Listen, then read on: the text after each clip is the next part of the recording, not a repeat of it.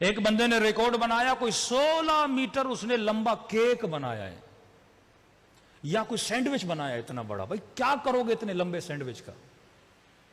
کیا کرو گے اتنے لمبے کے؟ ہاں کبھی کبھی ہم کوئی کام کرتے ہیں میڈیا کے اندر لوگوں کی توجہ کو کسی کی طرف متوجہ کرنے کے لیے. مثلا 15 شعبان ہے، امام زمانہ کی ولادت ہے، مومن نے کیک بنایا ہے. مثال دے رہا ہوں، کراچی میں کسی نے کیک بنایا، مثلا کوئی 10 میٹر کا کیک بنایا، بھائی امام کی ولادتیں بنا رہا ہے. اب ایک بندہ ٹی وی پہ دیکھے گا، اچھا 10 میٹر کا کیک بنایا، پاکستان میں ریکارڈ توڑ دیا، کس کے لیے بنایا؟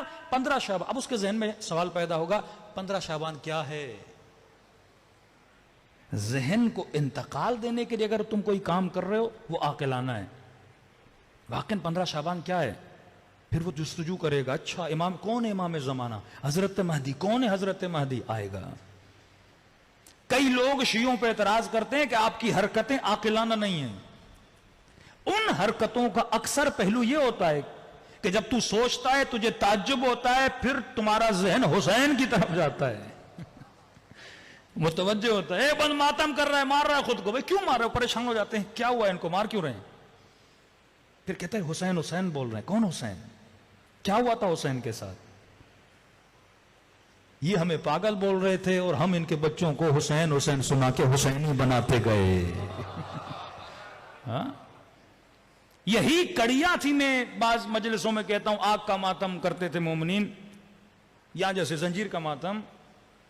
پھر بعض مراجع نے فتویٰ دیا کہ بھائی اب اس کو بند کر دو، کیونکہ بعض اوقات بعض چیزیں اس زمانے میں لوگوں کو امام حسین کی طرف متوجہ کر رہی تھی. ہم کرتے تھے، یاد ہے ہم چھوٹے تھے، ہمارے گاؤں میں آگ کا ماتم ہوتا تھا، پورا گاؤں جمع ہوتا تھا. اب اس عمل کو دیکھا جائے، ایک عمل غیر عاقلانہ عمل ہے کہ انگارے جلائے ہوئے ہیں، لوگ دوڑ رہے ہیں، کوئی نماز پڑھ رہا ہے. بھائی مسجد میں جا کے نماز پڑھو، آگ پہ کیوں پڑھ رہے ہو؟ ایک سمجھ نہیں آتی کیسا عمل ہے. لیکن اس عمل کے ذریعے ہم لوگوں کے ذہن کو امام حسین کی طرف لے جا رہے ہیں. اب اس کو عاقلانہ اینگل دیا ہم نے. لوگ ان چیزوں کو، پہلے بزرگ اگر یہ کام کرواتے تھے، سوچتے تھے، پلاننگ بناتے تھے. ایسے بولیں گے امام حسین کی مجلس سے کون آتا؟ پہلے سے مفتی نے بول دیا حرام ہے، نہیں جانا، شیعہ جو بھی بولے نہیں کرنا. لیکن ہم نے ایک ایسا اینگل اپنایا، آگ پر نماز پڑھی جائے گی. اب پورا گاؤں پریشان ہو جاتا تھا، بھئی آگ میں جائیں گے یہ لوگ، یہ کیسی مخلوق آ گئی؟ نہیں، سارا گاؤں جمع ہو جاتا تھا. جمع ہو کے دیکھ رہے ہیں لوگ آگ پہ دوڑ رہے ہیں. پھر پوچھتے تھے آگ کیوں جلائیے؟ پھر ہم بولتے تھے کربلا میں حسین کے خیموں کو جلایا گیا. ذہن کو انتقال دیا. زنجیر کا ماتم، اس کی بھی یہی ایک کڑی تھی. ویسے کوئی آتا نہیں تھا. اب انہوں نے کہا کہ بھئی کچھ لوگ ہیں جو چھریاں اٹھا کے خود کو مار رہے ہیں. ایک یونیک چیز ہے نا. کون مارتا ہے خود کو چھری؟ کون اپنا خون نکالتا ہے؟ اور اکثر عاشورہ کے جلوس میں انٹیریئر سندھ آپ جائیں گے، ویسے مجلس میں جاؤ گے 2000-2500 لوگ. شام غریبہ کی جو مجلس ہوتی ہے جس میں زنجیر زنی ہوتی ہے، کم از کم 50,000-40,000 لوگ آتے. پورا شہر سمجھتا ہے یہ پتہ نہیں گویا سارے شیعہ کھڑے ہیں. شیعہ ہوتے نہیں ہیں، شیعہ کم ہوتے ہیں، تماشائی زیادہ ہوتے ہیں. یہ ایک میڈیا اور مارکیٹنگ کی ٹیکنیک تھی کہ ہم لوگوں کو اہل بیت علیہ الصلوۃ والسلام کے قریب لے آئیں.